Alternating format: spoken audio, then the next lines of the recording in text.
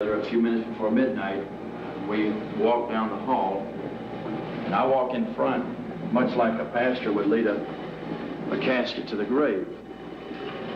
Sometimes I'll read a scripture, sometimes we'll walk in silence. One time we had a hymn playing.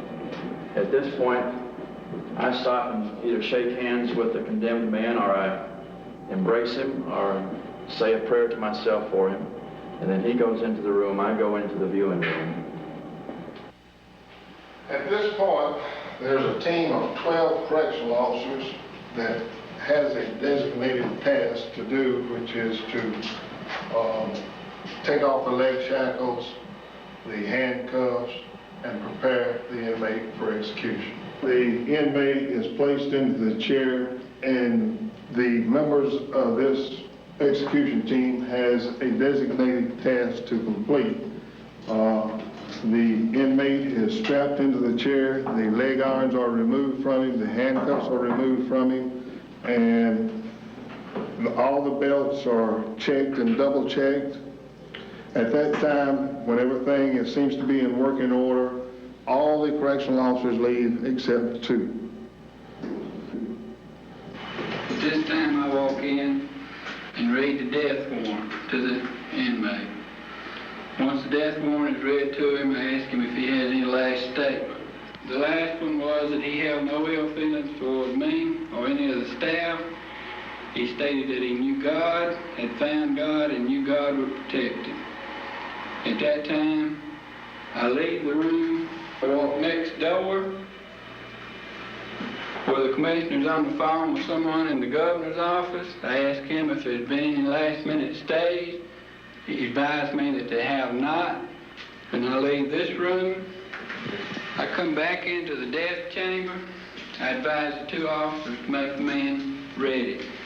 This includes final preparation of tightening the straps, putting the helmet on, plugging the chair in to the power source. And the last thing, the hood goes over it. At that time, I leave. I come directly from the death chamber after the hood has been placed on. At this time, they're making last-minute preparations of the straps to be sure they're all tight. During that brief period of a few seconds, the equipment is engaged. This lever here is engaged.